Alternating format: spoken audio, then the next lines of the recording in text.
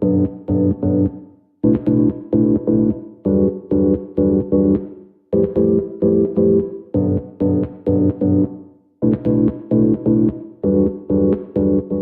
naturaleza destructiva del colectivismo, por Boyidar Marinov, traducido y narrado por Youssef Derica.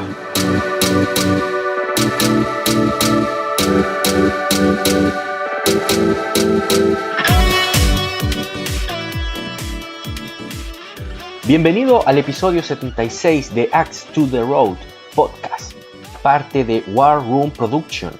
Soy Bo Marinov y durante los próximos 30 minutos nuestro tema será difícil de tratar.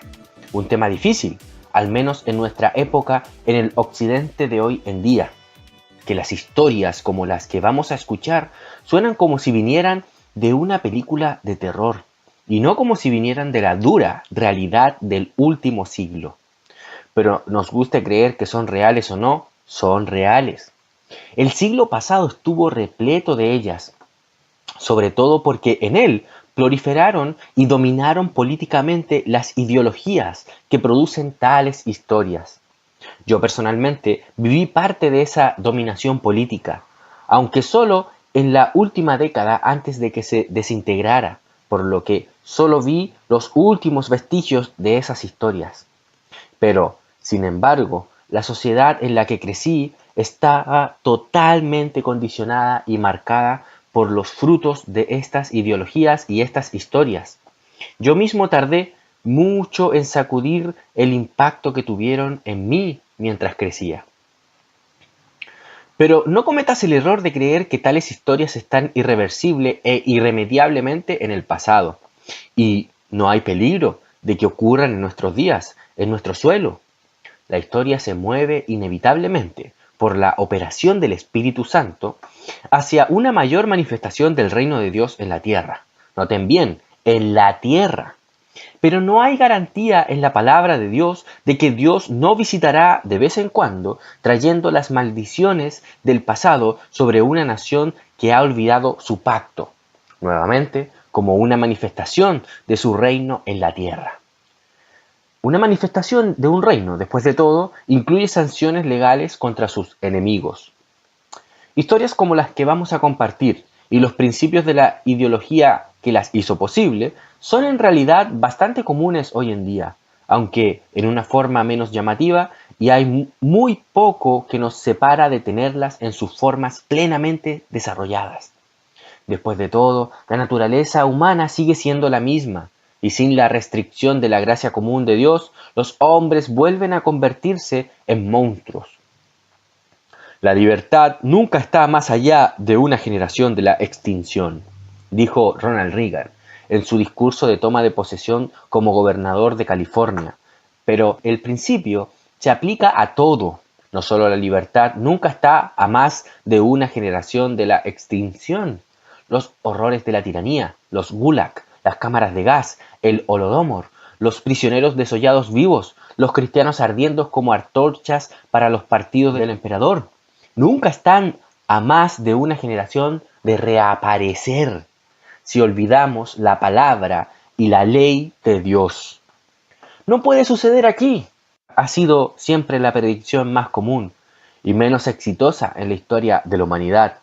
Eventualmente, aquellos que bajaron la guardia porque no puede pasar aquí, lo vieron pasar y sufrieron por ello, y sus hijos también sufrieron. La ideología de la que estoy hablando es el colectivismo.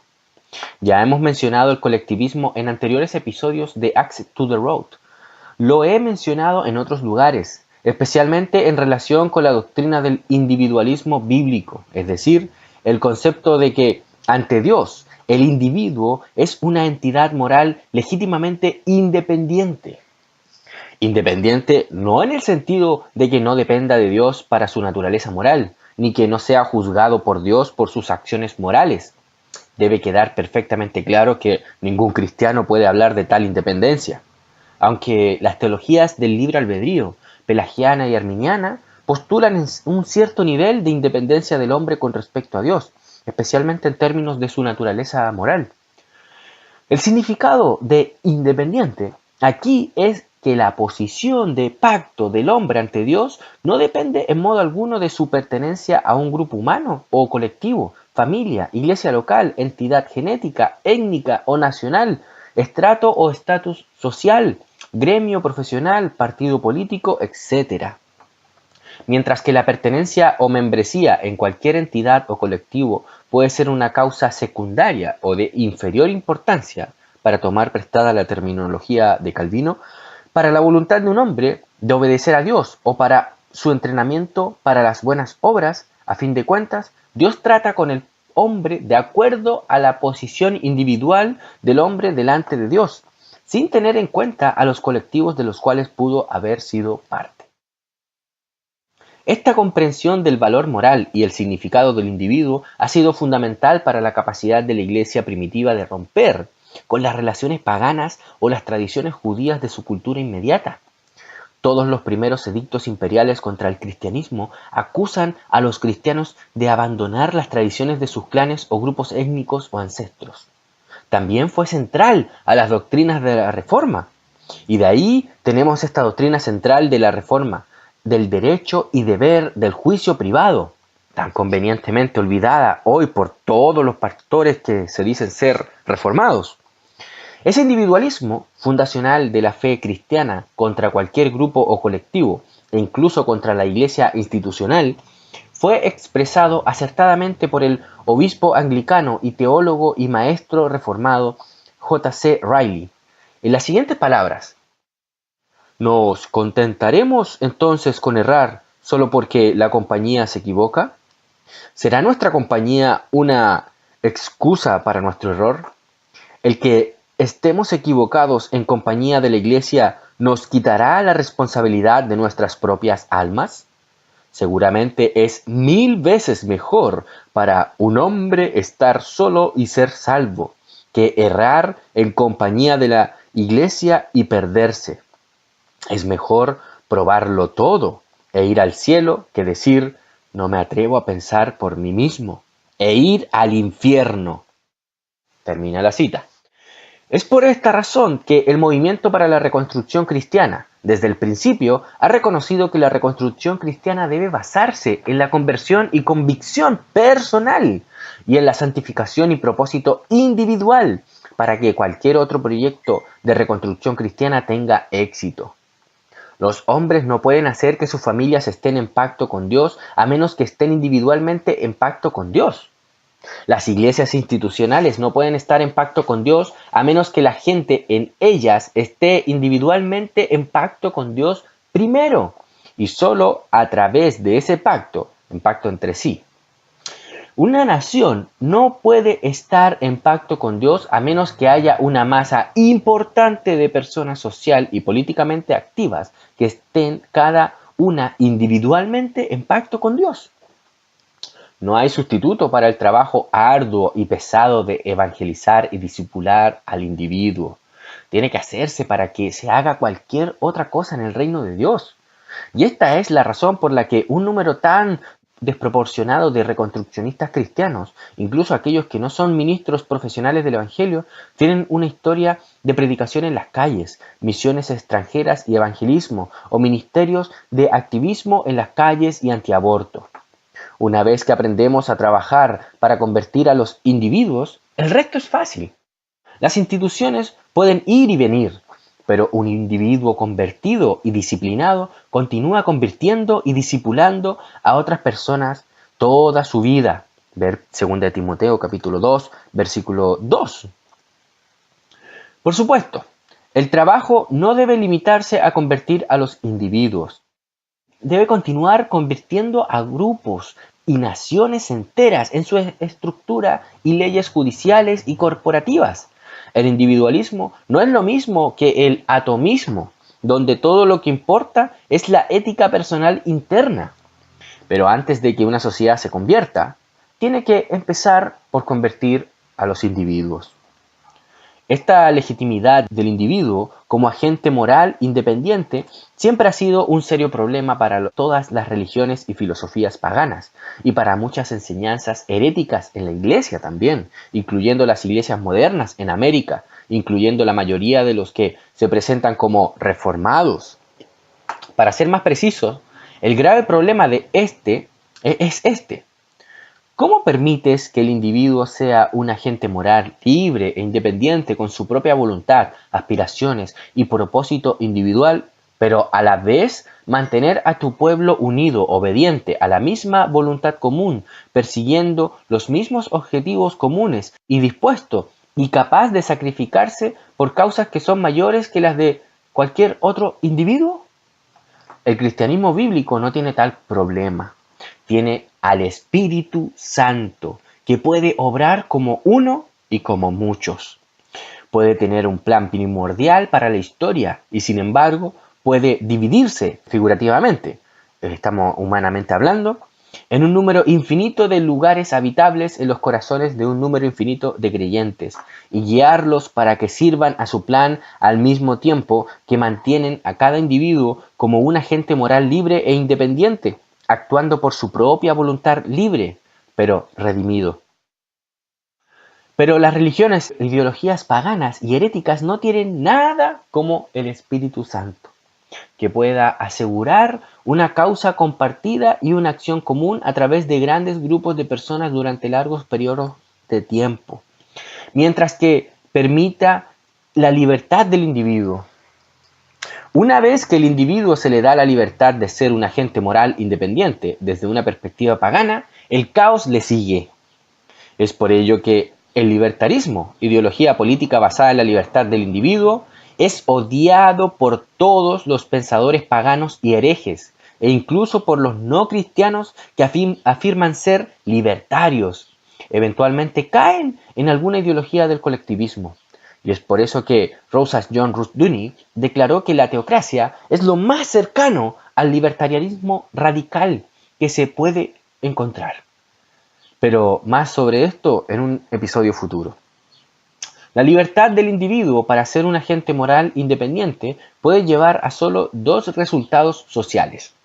O bien, los individuos llenos del Espíritu Santo producen una sociedad de justicia para todos, donde el orden social se basa en el respeto mutuo en lugar de la tiranía institucional.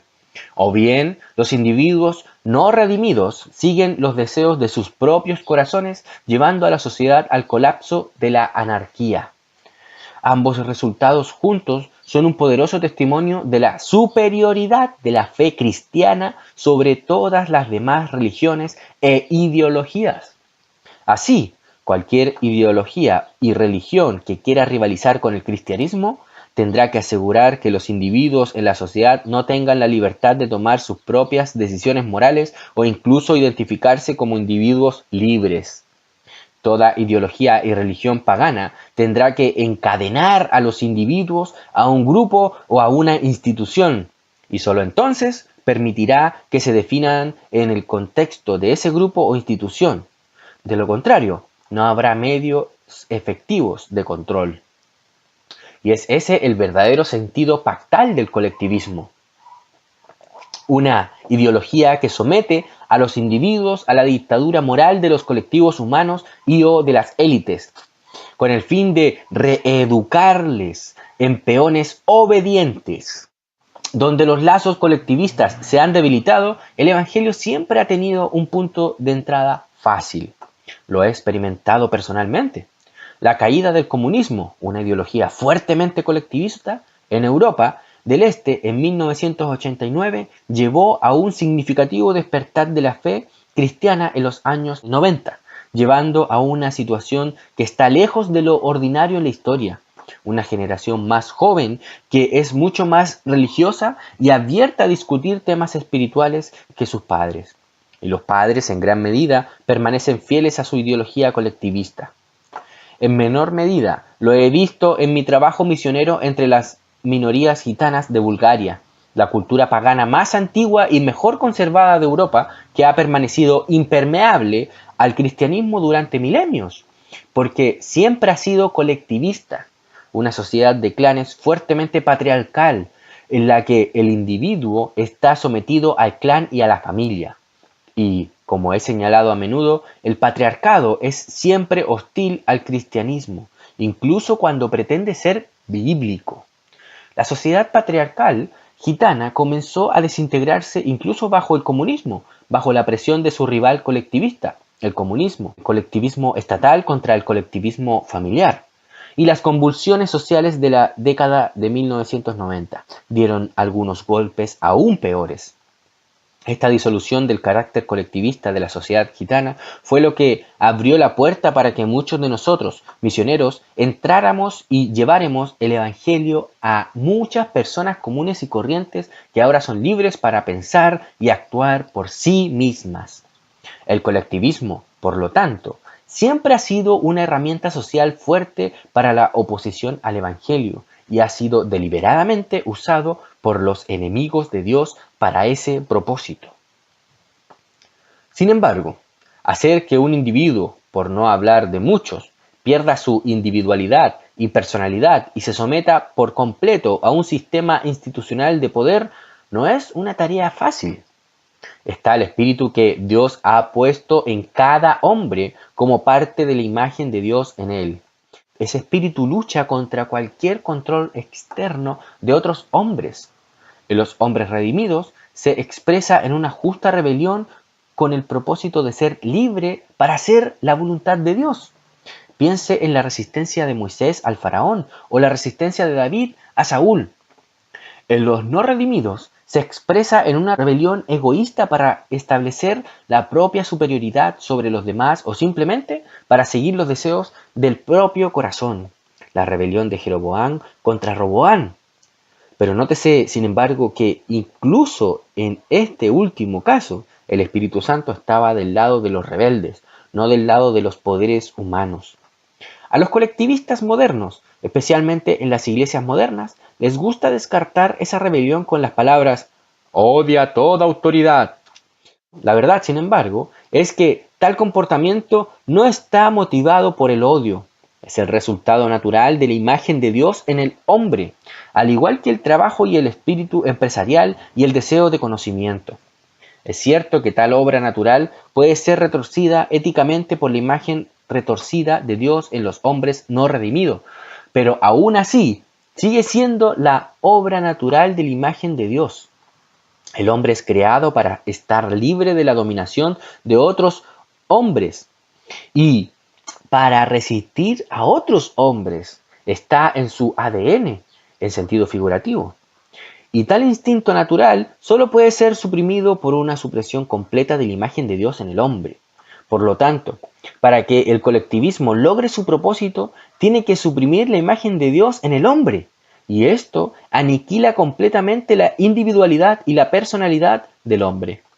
Y con este propósito, los colectivistas de la historia han creado una serie de técnicas para moldear y dar forma a la conducta humana de manera que prive a los hombres de su individualidad. Y entender estas técnicas es importante para nosotros hoy en día cuando necesitamos detectar el colectivismo en la sociedad que nos rodea.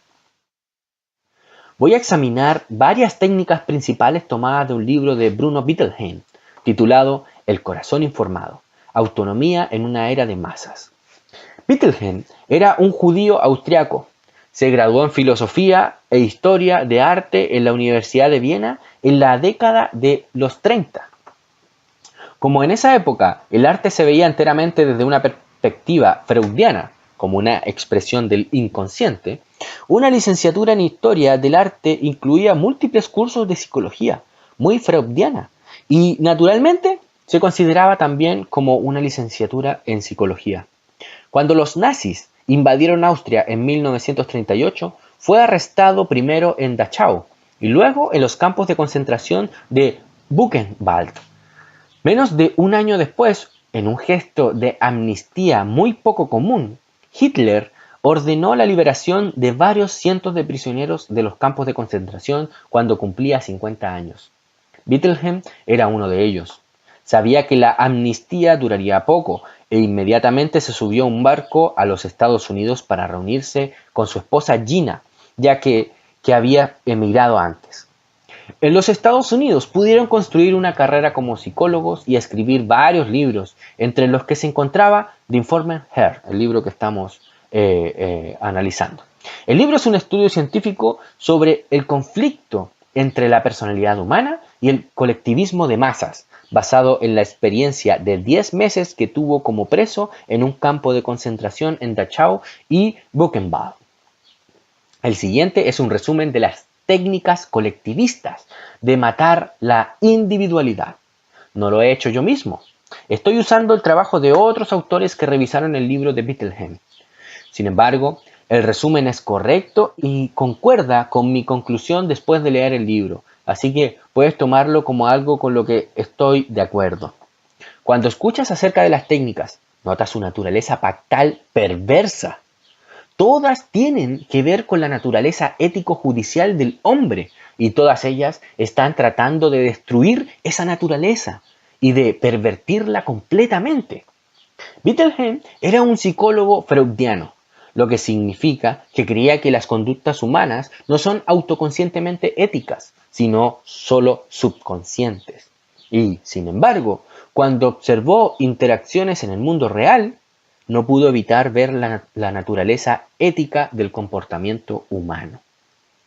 La primera y más básica técnica de cualquier gobierno colectivista es hacer que la gente se dedique al trabajo inútil o un trabajo sin valor alguno.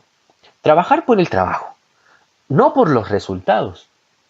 Durante los 12 años de su existencia, la Alemania nazi empleó a cientos de miles de prisioneros y prisioneros de guerra en sus fábricas, su agricultura e incluso en su esfuerzo bélico. A los prisioneros se les obligaba a producir municiones o alimentos para la maquinaria de guerra, o incluso se les llevaba al frente y se les obligaba a cavar trincheras y construir fortificaciones. Fueron tratados con una crueldad horrible. A algunos incluso se les mostraron películas de cómo las bombas que estaban construyendo estaban destruyendo edificios y personas en sus países de origen. Fueron obligados a dormir y comer en sus lugares de trabajo, y las condiciones no eran mejores que las de los esclavos de los trimeres romanos. Sin embargo, a pesar de todas las terribles condiciones y los tratos crueles, los prisioneros que salieron de ellas se encontraban en una condición psicológica bastante buena y eran capaces de recuperarse rápidamente después de la guerra. La razón: su trabajo todavía tenía algún valor y aún así podían contar como su logro personal que construyeron algo real, incluso si se veían forzados a construirlo contra su propia causa. Pero los nazis fueron más allá. Hicieron que algunos prisioneros hicieran trabajos inútiles o un trabajo que no tenía sentido. En uno de esos experimentos, un grupo de prisioneros fue tratado con bastante indulgencia, pero se les dijo que movieran un gigantesco montón de rocas de un lado a otro de las vías del ferrocarril. Mientras los prisioneros percibieran que había una razón para ello, como limpiar el lugar para construir algo más, hacían su trabajo sin ningún problema. Después de que la pila fue movida, se les ordenó que la movieran de nuevo al lugar donde había estado antes. Y luego, de vuelta otra vez. Cuando los prisioneros empezaron a darse cuenta de que ese iba a ser su futuro, mientras estuvieran presos, muchos de ellos se volvieron locos y algunos intentaron suicidarse. En otro experimento de este tipo, se le dijo a un grupo de prisioneros que cavaran trincheras con sus propias manos y cuchillos de bolsillo. Mientras trabajaban, un montón de palas fueron descargadas de un camión y dejadas cerca del trabajo, a la vista de los prisioneros. Sin embargo, nunca se les permitió usar las palas. Algunos prisioneros se atrevieron a preguntar si podían usar las palas, pero fueron brutalmente castigados por ello. Después de varios días, el sinsentido de tener las palas pero no usarlas estaba cobrando un alto precio en la psicología de los prisioneros. A los pocos días, los nazis tenían un grupo que era completamente silencioso y obediente a cualquier cosa que los guardias dijeran o mandaran. Hacer trabajo sin propósito resultó ser una gran herramienta para preparar la mente de la gente para las peores técnicas del colectivismo. Solzhenitsyn describe técnicas similares utilizadas por los guardias del Gulag. Los militares estadounidenses los usaron con los valientes indios encarcelados durante las guerras indias. Hay algo en trabajar sin propósito que es especialmente destructivo para el alma humana. Dios ha creado al hombre para que trabaje, como expresión última de la imagen de Dios, pero también lo ha creado para que sea un ser escatológico, es decir, un ser que mira hacia el futuro como escenario de los resultados de su trabajo. El fruto, por lo tanto, o los resultados, o los logros, son centrales para la realización del hombre. Hazlo trabajar, pero niégale la escatología de su obra, es decir, el propósito y el fruto significativo de ella, y la imagen de Dios en el hombre será destruida. La falta de propósito es el comienzo de la destrucción del hombre. La segunda técnica común de todos los gobiernos colectivistas es la introducción de una multitud de reglas mutuamente excluyentes para que las violaciones sean inevitables. ¿Recuerdan el asesinato de Daniel Shaver, un joven padre de 2 hijos, en un hotel de Arizona, por Philip Bradford, un policía de la policía de Phoenix, en 2016? Bradford fue absuelto por el tribunal a pesar de todas las pruebas de que el asesinato fue nada menos que una ejecución a sangre fría. En el video que se publicó, se puede escuchar al policía asesino ladrar órdenes a la víctima que eran todas contradictorias e imposibles de seguir. Algunos observadores señalaron este hecho como una prueba irrefutable de que Bradford quería crear una situación en la que pudiera tener la razón para apretar el gatillo. Lo que la mayoría de la gente no sabe, sin embargo, es que se trata de una táctica oficial habitual que se enseña a los policías en sus academias de policía. Ladrar tantas órdenes como puedas en muy poco tiempo, mientras apuntas con tu arma al sospechoso con el propósito de confundirlos y hacerlos obedientes a tu voluntad. No fue algo que Bradford inventó en el acto, es una técnica que ha sido cultivada en él por años de entrenamiento policial. Lo sepas o no, te guste o no, la policía estadounidense no es muy diferente a la policía comunista o nazi, y utiliza las mismas técnicas para subyugar a sus víctimas. Tanto la KGB comunista como las SS nazis la usaron contra sus prisioneros con un éxito asombroso. A mayor escala, el gobierno federal y los gobiernos estatales de los Estados Unidos los están utilizando contra la población en general. La proliferación de leyes y normas y reglamentos procedentes de Washington, D.C. y de las capitales de los estados tiene 2 propósitos principales.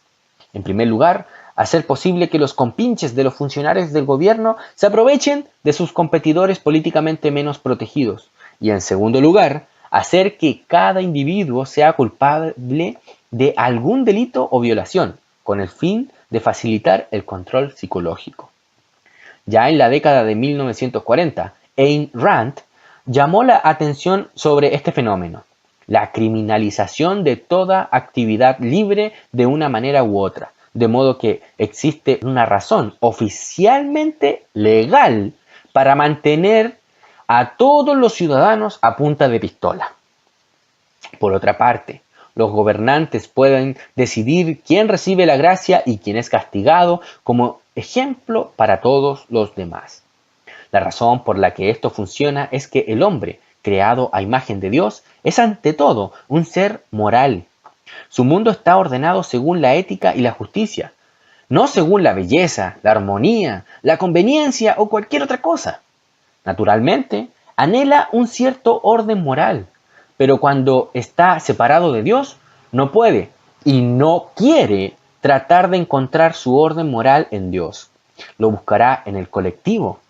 Su sentido moral sigue ahí y puede sentir la injusticia y rebelarse contra ella cuando la vea. Para evitar esto, sus sentidos morales, la única cosa que define su carácter moral y su propio ser, deben ser confundidos completamente. Cuando su fuente adoptada o forzada de guía moral y justicia, ya sea el Estado, el colectivo, la policía, los carceleros, etc., emite órdenes que son contradictorias y mutuamente excluyentes, pierde su orientación y su sentido del orden. El resultado es una persona sin carácter individual. Entonces, es fácilmente manipulada para servir al colectivo. La tercera técnica común de todos los gobiernos colectivistas es la introducción de la responsabilidad colectiva. Se percibe comúnmente que la responsabilidad colectiva disminuye la responsabilidad personal. Y esto es verdadero hasta cierto punto, siempre y cuando el precio a pagar sea bajo. Cuando el precio de esa responsabilidad es alto, la responsabilidad colectiva obliga a los individuos en la colectividad a convertirse en capataces de los demás, básicamente haciendo el trabajo de los guardias de la prisión por ellos. Bettelheim da un ejemplo en su libro, donde se ordenó a una unidad del campo que lavara sus zapatos con agua y jabón. No era una regla normal, solo un capricho momentáneo de un guardia de las SS, pero la amenaza implícita era que si una persona no obedecía, toda la unidad sería castigada. Lavar los zapatos con agua y jabón los dejó duros como piedra después de secarse, y lastimaron los pies de los prisioneros. Los guardias no volvieron a repetir la orden, pero durante muchos meses los prisioneros se aseguraron de que todos la cumplieran. Se habían convertido en sus propios guardias de prisión, haciendo el trabajo de sus captores. La responsabilidad colectiva ha sido utilizada desde los primeros tiempos en las culturas paganas. La palabra moderna diezmar proviene de una forma de castigo militar en los ejércitos romanos del mismo nombre. Cuando una unidad militar era culpable de deserción o retirada o insubordinación, la unidad se dividía en 10 grupos de 10 soldados y cada grupo sorteaba suerte. El soldado sobre el que cayera la suerte lo ejecutaban los otros 9, independientemente de su culpabilidad o responsabilidad personal. Este castigo severo por los pecados o crímenes de otros hizo que los soldados se convirtieran en guardianes, o más bien en esclavistas, los unos de los otros. La inflexibilidad resultante en una batalla le costó a los ejércitos romanos un montón de bajas, porque sus soldados no estaban dispuestos a retirarse y guardar su poder para otro día. Un fenómeno similar se puede observar hoy en día en los Estados Unidos, con el sesgo y prejuicio común contra los inmigrantes hispanos entre la población general. Aunque no existe una expresión legal de culpa o responsabilidad colectiva, todavía existe la opinión pública que agrupa a todos los hispanos en torno a la inmigración ilegal, independientemente de su responsabilidad individual. Esta acusación contra la minoría hispana ha llevado al surgimiento de un fenómeno que podría ser extraño, si no fuera por ser otro ejemplo de lo que hablamos antes: la crueldad inusual de algunos hispanos contra otros hispanos. Aquellos de nosotros que viajamos frecuentemente y trabajamos cerca de la frontera México-Estados Unidos, sabemos que la mayoría del personal de la patrulla fronteriza es en realidad hispano. Y estos servidores hispanos del Estado federal son mucho más diligentes y a veces incluso crueles con sus compañeros hispanos en la aplicación de las leyes fronterizas que los empleados no hispanos de la patrulla fronteriza. De hecho, el fenómeno se remonta a los años 60, cuando los sindicatos, principalmente hispanos, del activista marxista César Chávez, organizaron bandas de vigilantes para cazar trabajadores inmigrantes mexicanos, wetbacks, y golpearlos hasta que se vean obligados a regresar a México. La anti-inmigración siempre ha sido una política marxista, incluso hoy en día cuando es apoyada por los conservadores. La culpa colectiva, cuando se utiliza para ejercer presión sobre un grupo, conduce a la desconfianza mutua interna y al control y a la supervisión dentro del grupo. El individuo se ve entonces obligado a cumplir con el colectivo, excluyendo sus propias convicciones morales o incluso su empatía o afinidad natural. La cuarta técnica común de un gobierno colectivista es hacer creer a la gente que nada depende de ellos. Su conducta, sus acciones morales o incluso su obediencia y lealtad no dependen nada de ellos. Bettelheim da el ejemplo de un grupo de prisioneros checos. En el primer par de meses, fueron separados de la población judía del campo como más nobles. Les dieron mejores raciones y no los llevaron a los lugares de trabajo como a los judíos. Sin embargo, en pocas semanas, todo el grupo fue trasladado a los peores edificios del campo y luego llevado a trabajar en la cantera de piedra, donde el peligro de accidentes mortales era mayor. De repente, sin ninguna advertencia, sin ninguna razón. Luego, en pocas semanas, fueron devueltos a sus habitaciones más cómodas y se salvaron del trabajo pesado. Luego, fueron trasladados al peor edificio y llevados a la cantera. Mientras tanto, los individuos eran recompensados o castigados según los caprichos de sus guardias y capataces. Nadie podía decir si recibirían una recompensa o un castigo al final del día, sin importar cómo se comportaban durante el día. Su régimen diario y semanal era el de una desconexión total entre su conducta o desempeño y el sistema de recompensas y castigos que se les administraba. Al cabo de varios meses, el grupo se convirtió en un grupo de lisiados psicológicos que apenas podían recordar sus nombres. A todos los efectos prácticos, no eran diferentes de los animales. Los judíos en el mismo campo, que fueron constantemente abusados por el mero hecho de ser judíos, permanecieron en una condición psicológica más fuerte. Al menos sabían por qué eran tratados de esa manera.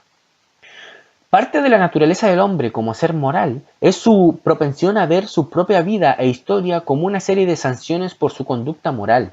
Este concepto de sanciones predecibles es una doctrina bíblica fundamental. Ver, por ejemplo, Deuteronomio capítulo 28. Además de ser una parte integral de la teología bíblica, o como consecuencia de ellas, también es parte de nuestra vida diaria. Conceptos como el espíritu empresarial, educación, formación, orden social, ciencia y tecnología se basan todos ellos en el concepto de sanciones predecibles o resultados de nuestras acciones. Es nada menos que el concepto de juicio aplicado a nuestra vida cotidiana. Y el concepto de juicio predecible en el mundo nos lleva inevitablemente al concepto de un juez cósmico que dirige la historia y que eventualmente juzgará la historia. Si tal concepto va a ser exterminado, entonces la gente en el colectivo necesita que se le enseñe que el juicio nunca es predecible, sino siempre caótico y por casualidad. Como en la teoría de la evolución. La quinta técnica común era hacer que la gente se negara a ver y reconocer la injusticia. Bettelheim describe el siguiente ejemplo. Un guardia de las SS está golpeando a un prisionero. Un grupo de reclusos está marchando y, a medida que se acercan, todos giran la cabeza en la dirección opuesta para demostrar que han aprendido la lección de no notar nunca lo que se supone que no deben notar. El guardia grita «¡Buen trabajo!» por su conformidad. Esa técnica era especialmente útil para destruir las almas de la gente con su propia culpa. Al permanecer en silencio, se les hizo, en cierto modo, cómplices de la injusticia de la que se negaban a darse cuenta. Otros psicólogos señalan el hecho de que los sobrevivientes del Holocausto llevaban consigo el sentimiento de culpa personal durante muchos años después de la guerra y que solo en uno o dos casos se vieron obligados a no ver la injusticia cometida contra otras personas. Muchos años después de la guerra, estas personas estaban tratando de sobrellevar el trauma de ser forzadas a no levantar la voz en defensa de los débiles y oprimidos. Durante la guerra, por supuesto, esta culpa fue utilizada para manipularlos y someterlos. Una vez que te conviertes en cómplice por tu silencio, te queda muy poca fuerza para cualquier resistencia. Pero no cometan el error de pensar que tal técnica se limitó a los regímenes oficiales totalitarios del siglo pasado. La misma técnica se aplica hoy en día a nuestros propios agentes de policía. Detrás de la delgada línea azul que muchos conservadores imaginan hoy, hay, dentro de los círculos policiales, una gruesa pared azul o niebla de silencio, donde se espera que los policías guarden silencio cuando sus propios colegas cometen crímenes e injusticias.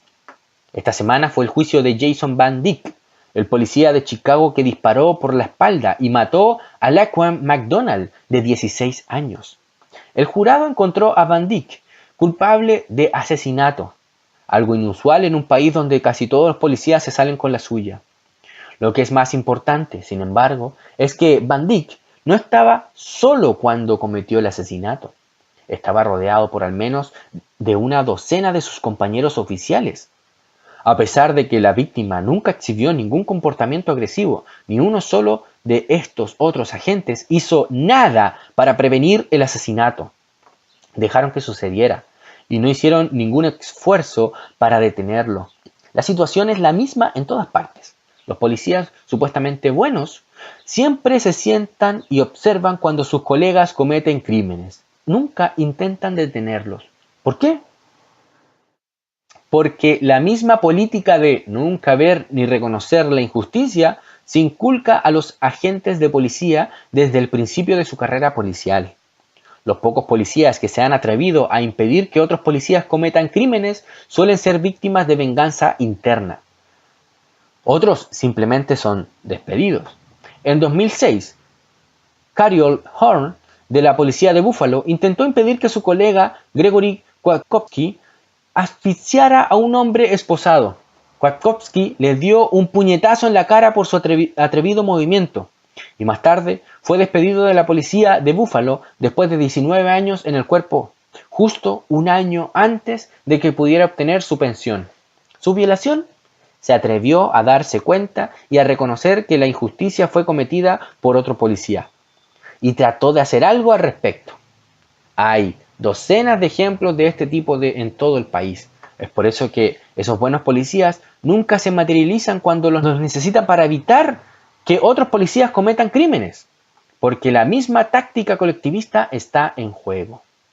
Una vez que una persona es entrenada para no ver la injusticia, entonces desarrolla una nueva insensibilidad a la injusticia.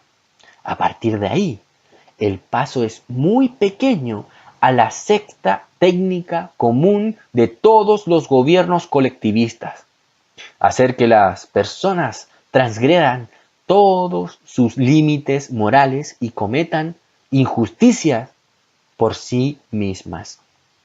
Wittgenstein describe la siguiente situación. Un guardia de las SS ordenó a 2 prisioneros judíos que yacieran en una zanja, y luego ordenó a un prisionero polaco que usara su pala para enterrarlos vivos. El preso polaco se negó. El guardia empezó a golpear al preso polaco, pero aún así se negó a hacerlo. Entonces el guardia ordenó al polaco que se tumbara en la zanja y les dijo a los judíos que lo enterraran vivo. Los judíos, sin embargo, cumplieron y comenzaron a arrojar tierra sobre el polaco.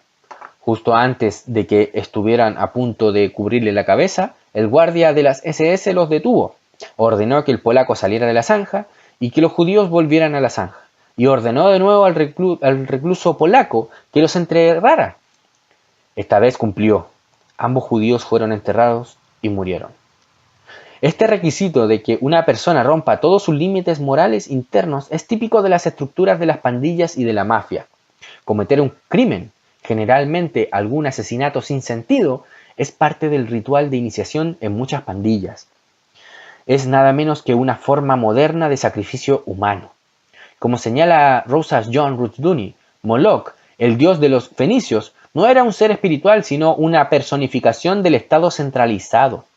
El sacrificio de los niños, que requiere que los padres rompan todas sus fronteras internas de moralidad, empatía y amor, no fue un ritual mágico, sino una promesa de lealtad a la comunidad de la ciudad. Los adultos que fueron capaces de condenar a su propio hijo a las llamas son verdaderamente capaces de comprometerse con el colectivo del Estado y, por lo tanto, eran el material estadístico perfecto. Cualquiera que haya cruzado esa frontera interior sería capaz de cruzar cualquier otra frontera ética cuando se lo ordenaran sus superiores. Para que un hombre llegue a ser perfectamente obediente a otros hombres, necesita llegar a ser el perfecto rebelde contra Dios. Conocer estas técnicas es crucial para el cristiano moderno, no tanto porque queramos recordar los detalles sangrientos del pasado, sino porque de una forma u otra el colectivismo sigue levantando hoy su fea cabeza, tratando de lavar el cerebro de los individuos y llevarlos por el mal camino. Ya sea colectivismo en el Estado, o colectivismo en la Iglesia, o colectivismo en la familia, todavía estamos luchando contra la misma bestia que está tratando de controlar las acciones de cada individuo. Ver, por ejemplo, Apocalipsis capítulo 13, versículo 17. Como cristianos, debemos ser capaces de discernir ese espíritu y su manifestación en nuestra sociedad y trabajar activamente para purgarla. El libro que asignaré para leer esta semana es el de Bruno Bettelheim, el mismo que hemos estado revisando. No es un libro fácil de leer. A veces es más difícil que el archipiélago Gulag de Solzhenitsyn. Además, recomendaré ver una película, La identidad de Bourne. ¿Por qué recomiendo esta película?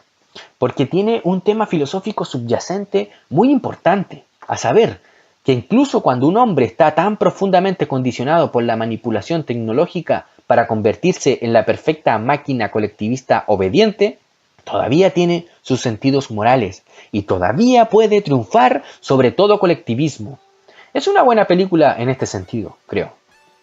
En sus ofrendas y oraciones considere a Bulgarian Reformation Ministries, una organización misionera comprometida a construir la base intelectual para la futura civilización cristiana en Europa del Este mediante la traducción y publicación de libros que aplican el Evangelio de Jesucristo a todas las áreas de la vida.